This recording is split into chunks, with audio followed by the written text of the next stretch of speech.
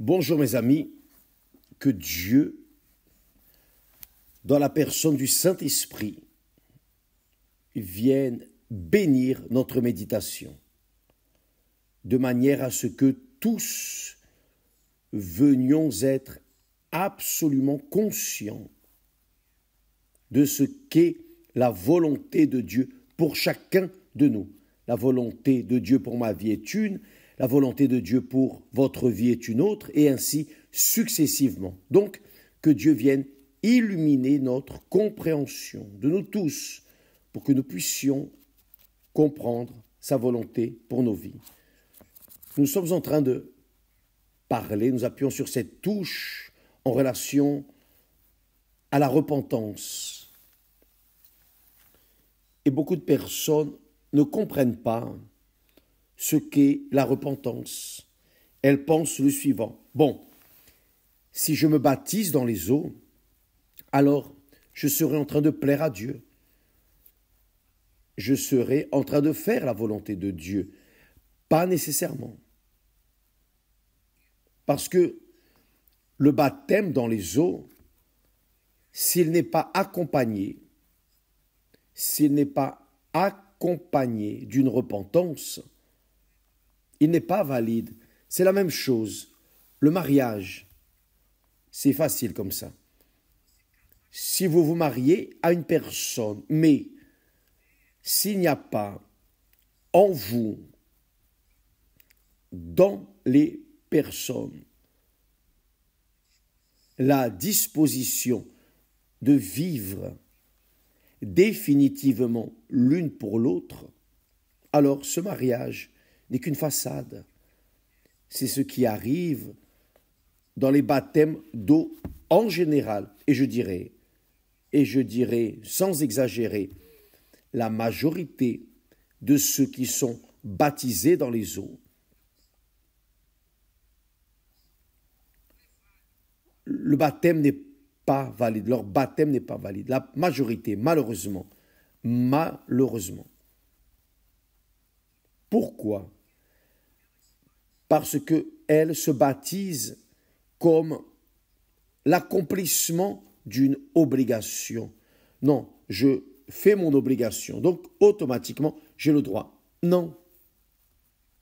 C'est comme j'ai dit, c'est comme si marier une personne sans l'aimer, véritablement. C'est la réalité.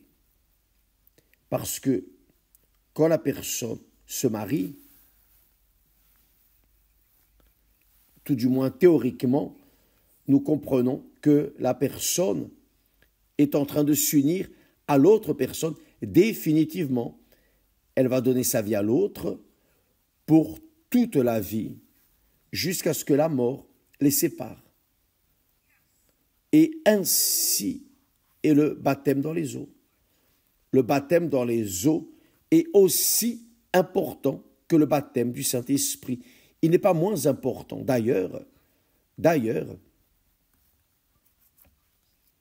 quand le baptême dans les eaux est valide, alors obligatoirement vient le baptême du Saint-Esprit, qui est Dieu qui le fait. C'est le Seigneur Jésus lui-même qui baptise du Saint-Esprit. Ce n'est pas le pasteur. C'est le Seigneur Jésus lui-même. Jean-Baptiste a dit,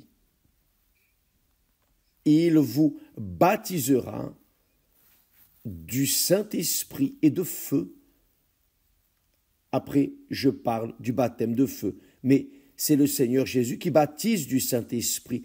Mais il ne baptise du Saint-Esprit qu'une fois que le chemin a été préparé. C'est ce qu'a fait Jean. Jean-Baptiste est venu préparer le chemin pour que le Seigneur Jésus entre dans la vie de la personne, dans la personne du Saint-Esprit. C'est cela, mes amis. Donc, vous devez comprendre ce qu'est le baptême de repentance. La repentance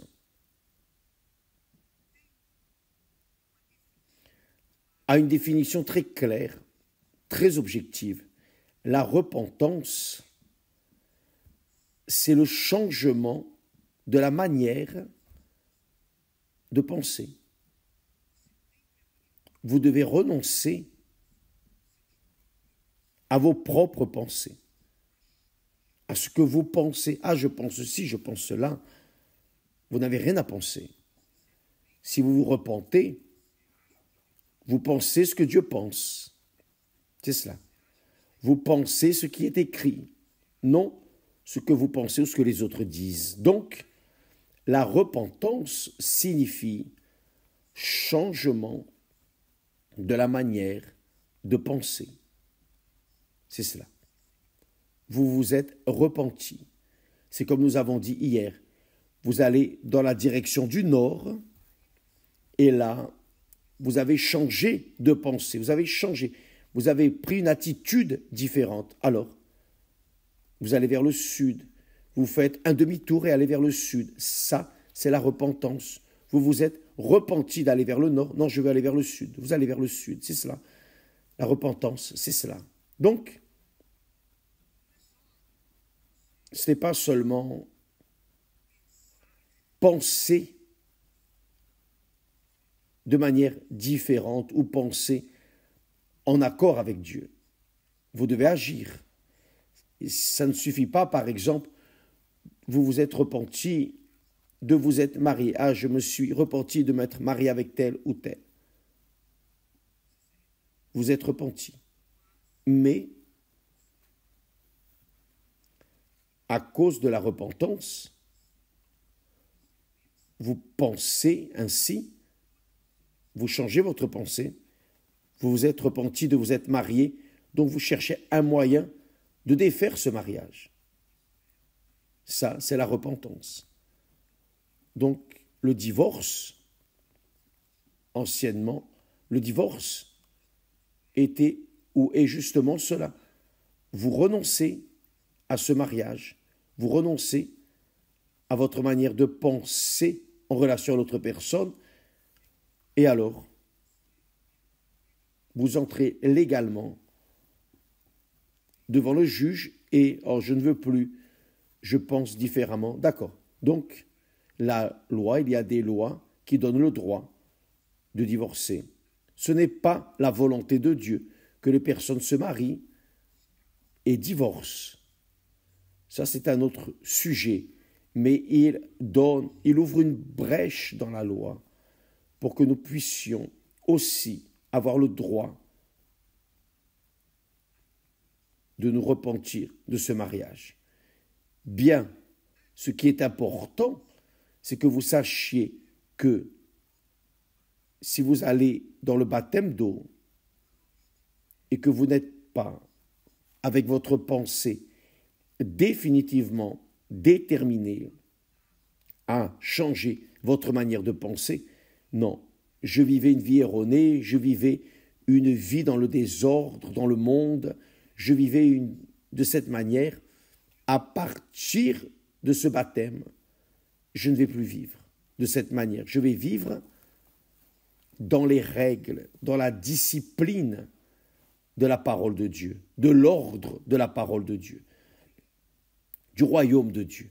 Je vais cesser de vivre soumis au royaume, à la gouvernance de ce monde, pour vivre soumis à la gouvernance de Dieu.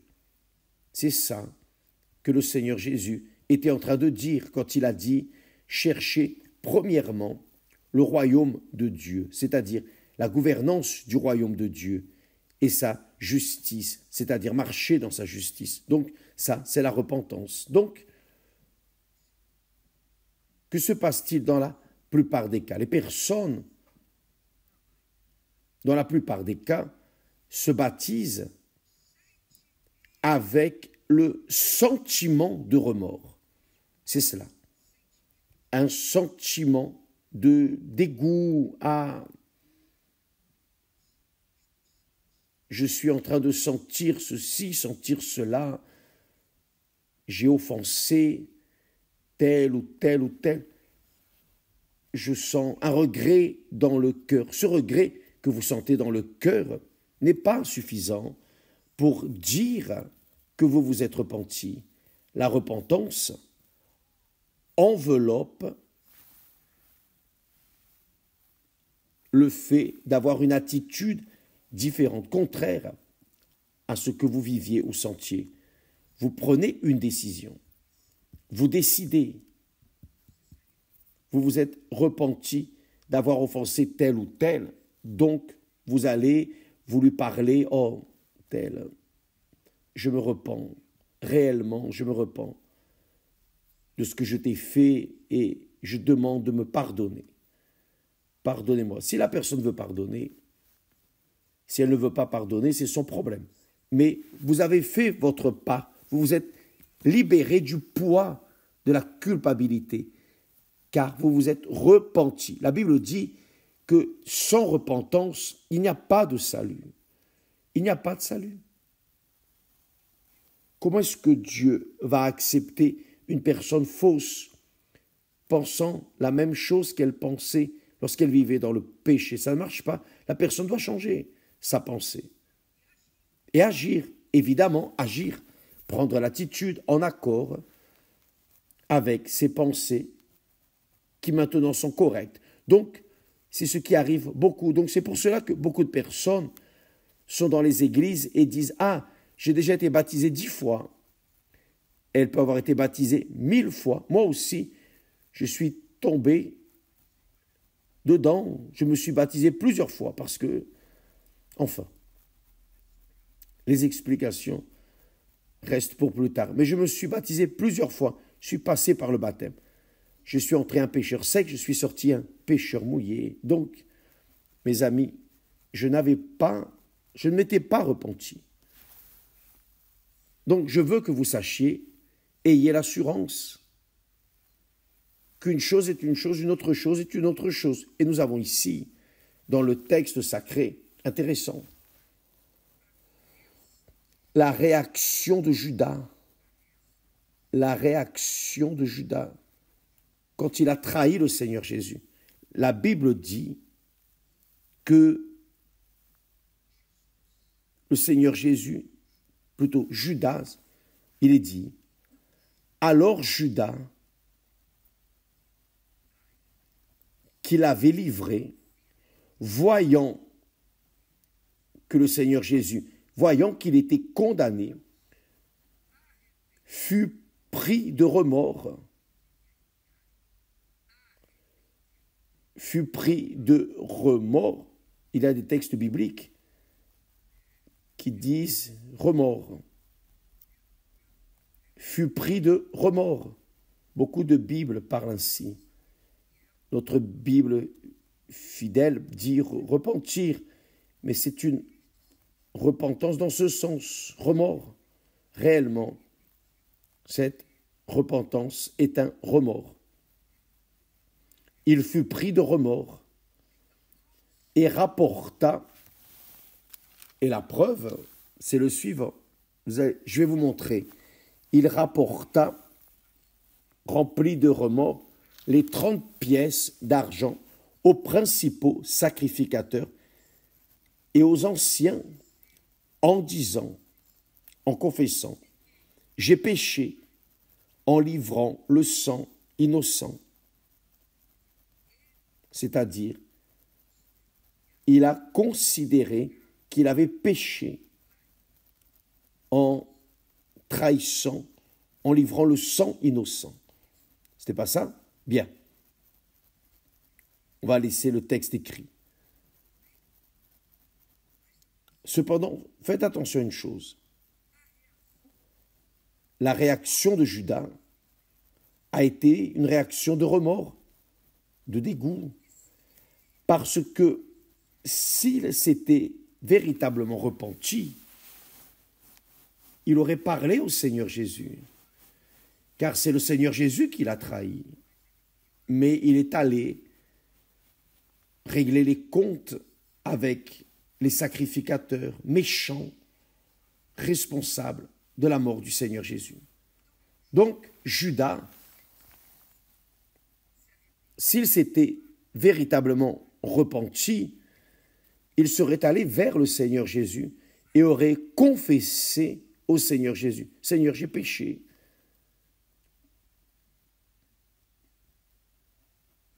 Et je sais que le Seigneur ne le méritait pas. Je te demande de me pardonner. Pardonne-moi.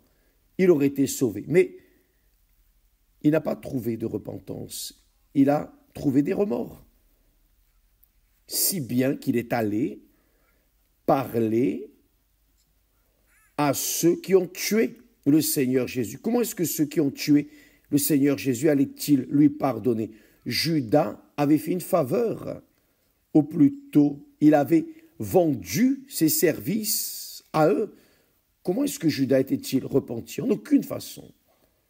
Donc, mes amis, et c'est cette situation, beaucoup de personnes vont vers le baptême d'eau, elles vont avec ce sentiment de culpabilité, de remords pour tout ce qu'elles ont fait. Mais elles ne se sont pas repenties. Pourquoi? Parce qu'elles n'ont pas confessé au Seigneur Jésus. Seigneur, aie miséricorde de moi, pardonne-moi. J'ai été si faillible, j'ai tout fait de travers. Toute ma vie n'a été qu'erreur, échec, fracas. Tout ce que j'ai fait n'a rien valu. Ça a été un gaspillage. Je me repens d'avoir vécu la vie que j'ai vécue, que je vis jusqu'à aujourd'hui. Mais à partir de maintenant, je vais vivre une vie différente. La personne détermine, elle confesse, et cela au Seigneur Jésus. Là, oui, elle est pardonnée, et il est évident que le baptême de repentance devient vraiment un baptême de repentance, car le baptême dans lequel elle est passée souvent était un baptême de remords. Un baptême qui n'avait rien à voir avec la repentance. Donc, beaucoup de personnes sont baptisées avec ce sentiment de remords et ensuite elles cherchent le baptême du Saint-Esprit. Et ça n'arrive pas. Et elles disent, mais pourquoi? J'ai déjà fait ceci, c'est-à-dire physiquement, les personnes avaient été baptisées dans les eaux, mais spirituellement, non. C'est-à-dire, elles se sont mariées, mais non avec amour. Elles ont juste participé à une cérémonie. Elles sont allées vers l'autel, ont livré leur vie au Seigneur Jésus, mais juste de façade. Dans leur cœur, il y avait encore ce sentiment du péché. Il y avait le péché. Donc, le baptême dans les eaux, s'il n'est pas de repentance, qui est le changement de pensée, d'attitude, pensée et attitude. D'abord vous pensez, ensuite vous prenez l'attitude. S'il n'est pas avec cette compréhension, il n'est pas valide. Il devient un baptême de remords, de sentiment, de dégoût. Donc, beaucoup de personnes, malheureusement, se sont baptisées dans les eaux, mais elles n'ont pas passé par le baptême de repentance. Elles sont passées par le baptême de remords, de dégoût, de peine, de remords. Cela n'a aucune valeur. Et elles restent trompées dans ce sentiment. Elles sont trompées avec ce sentiment. Je crois que c'est l'esprit trompeur qui fait cela. Et il est évident que elles cherchent le baptême du Saint-Esprit et ça n'arrive pas. Ça n'arrive pas. Pourquoi? Parce que le chemin pour que le Seigneur Jésus entre dans sa vie n'a pas été préparé, c'est-à-dire vous n'avez pas compris le message de l'Évangile. Quelqu'un vous a parlé du Seigneur Jésus, de la repentance. Nous parlons ici constamment de la repentance. Mais vous n'avez pas entendu, écoutez la voix du Jean-Baptiste, disons ainsi. Vous écoutez la voix de votre conscience et vous avez senti de la peine, vous avez senti des remords, vous avez senti un dégoût, mais vous ne vous êtes pas repenti, si bien que vous continuez à vivre dans cette même vie d'auparavant. Cela signifie que votre baptême n'est pas arrivé, vraiment pas.